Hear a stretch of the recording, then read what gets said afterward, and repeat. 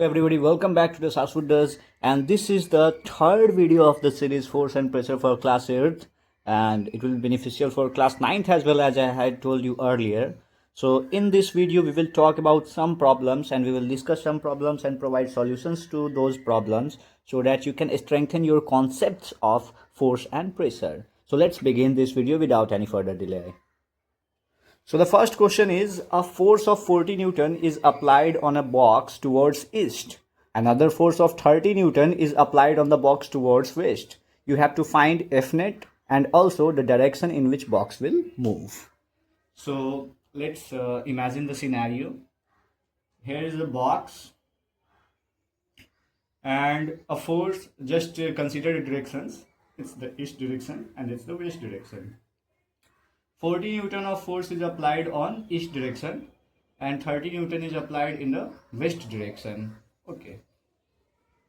So the first thing first is F net. What will the value of F net? I had told you that what is F net. Actually F net होता क्या है मैंने आपको बता रखा है कैसे निकालते हैं. तो F net के लिए हम क्या करते हैं, फोर्सेस का बेसिकली टोटल फोर्स निकाल लेते हैं. तो 40 न्यूटन ये वाला डायरेक्शन जो मेजर फोर्स है, जो बड़ा वाला फोर्स है, उसको पॉजिटिव डायरेक्शन मान के चलो 40. देन ये वाला ऑलरेडी क्या मतलब ऑटोमेटिकली क्या हो जाएगा, माइनस में चला जाएगा. तो 40 माइनस 30 न्यूटन नेट फोर्स कितना आ जाएगा, 10 न्यूटन. और ये 10 न्यूटन किस डायरेक्शन में लग रहा है, तो जिस डायरेक्शन में आपका मेजर फोर्स है. क्योंकि 30 न्यूटन वेस्ट का मान के चलो, इसको तुम बहुत अच्छे से इमेजिन कर सकते हो. अगर नहीं समझ में आ रहा हो तो 40 को तुम 30 + 10 लिख सकते हो ना.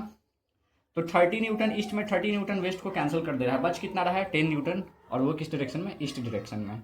यानी इसका नेट फोर्स लग रहा है आपका किस डायरेक्शन में, ईस्ट डायरेक्शन में. और किस डायरेक्शन में बॉक्स मूव करेगा, तो वो ईस्ट डायरेक्शन में ही करेगा, क्योंकि हमारा नेट फोर्स किस डायरेक्शन में है, ईस्ट डायरेक्शन में ही. अब दूसरे क्वेश्चन की तरफ बढ़ते हैं. तो दूसरे क्वेश्चन की ओर बढ़ते हैं. तो दूसरा क्वेश्चन कह रहा है, मेरे पास वो क्वेश्चन है, अब लिखूंगा नहीं पूरा. 2 students push a table in the same direction. यानी 2 स्टूडेंट हैं, वो क्या कर रहे हैं, एक टेबल को सेम डायरेक्शन में पुश कर रहे हैं. मेरी ड्राइंग खराब है, ठीक है. तो सेम डायरेक्शन में करने का मतलब मान के चलो इस डायरेक्शन में कर रहे हैं. और 2 स्टूडेंट्स हैं, ठीक है. ये एक बंदा हो गया, फिर ये दूसरा बंदा हो गया. पहला बंदा क्या कर रहा है कि पहले बंदे की तरफ से जो फोर्स लग रहा है, स्टूडेंट ए इसका नाम है, स्टूडेंट बी नाम है. ए वाला लगा रहा है 25 न्यूटन का फोर्स और बी वाला लगा रहा है 35 न्यूटन का फोर्स. बी वाला कितना लगा रहा है, 35 न्यूटन का फोर्स. तो आपसे क्वेश्चन में पूछ रहा है कि टोटल फोर्स कितना है, तो आपको टोटल फोर्स बताना है. तो टोटल फोर्स क्या होगा, दोनों फोर्स सेम डायरेक्शन में है तो दोनों फोर्स का सम हो जाएगा. 25 + 35 कितना आ जाएगा, 60 न्यूटन आ जाएगा.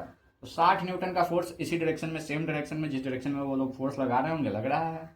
अब पूछ रहा है कि क्या ये फोर्स बैलेंस है या अनबैलेंस्ड. तो जाहिर सी बात है भाई, ऐसे फोर्स अनबैलेंस्ड कहलाएंगे. क्यों, क्योंकि बैलेंस्ड फोर्स में आपका नेट फोर्स या टोटल फोर्स 0 हो जाता है. But this force is a balanced force, sorry unbalanced force. क्योंकि यहाँ पर क्या है, F net not equal to 0 है. हमने ये पढ़ रखा है. आगे देखें, तीसरा क्वेश्चन पे आते हैं. तीसरा क्वेश्चन कह रहा है कि 2 फोर्स हैं 50 न्यूटन के, सॉरी 50 न्यूटन के, और वो एक ऑब्जेक्ट पे एक्ट कर रहे हैं. 50 न्यूटन के 2 फोर्सेज हैं, वो ऑब्जेक्ट पे एक्ट कर रहे हैं. आगे बता रहा है कि ये ऑब्जेक्ट पे एक्ट किस तरह से कर रहा है, तो अपोजिट डायरेक्शन में. तो एक फोर्स 50 न्यूटन से इधर लग रहा है, दूसरा फोर्स 50 न्यूटन से इधर लग रहा है ना.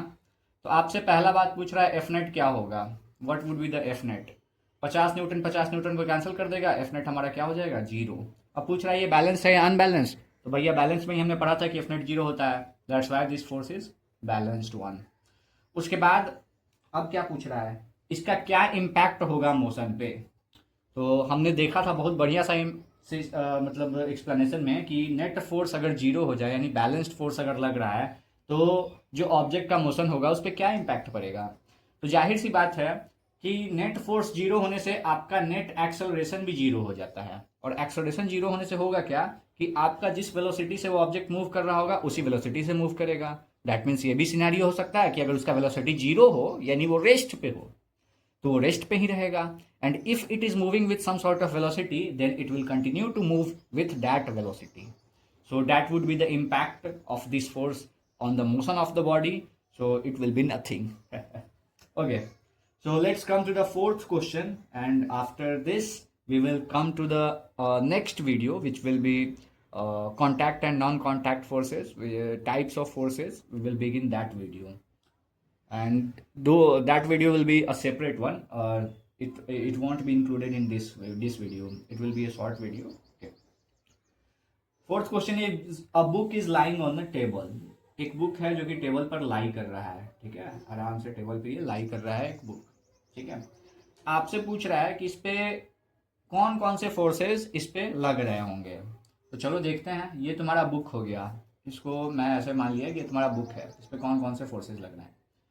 तो जाहिर सी बात है, बुक है तो भाई बुक का कुछ ना कुछ मास होगा, है ना। तो उस मास के कारण इस पे ग्रेविटेशनल फोर्स लगेगा। अब ये सारा कुछ हम लोग पढ़ेंगे, ठीक है।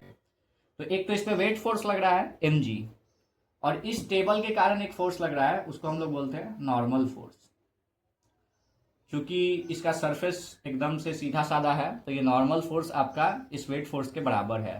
तो नॉर्मल फोर्स वेट फोर्स के बराबर होके इसको कैंसिल कर दे रहा है, यानी इस पे जो नेट फोर्स लग रहा है वो क्या हो जा रहा है, जीरो हो जा रहा है।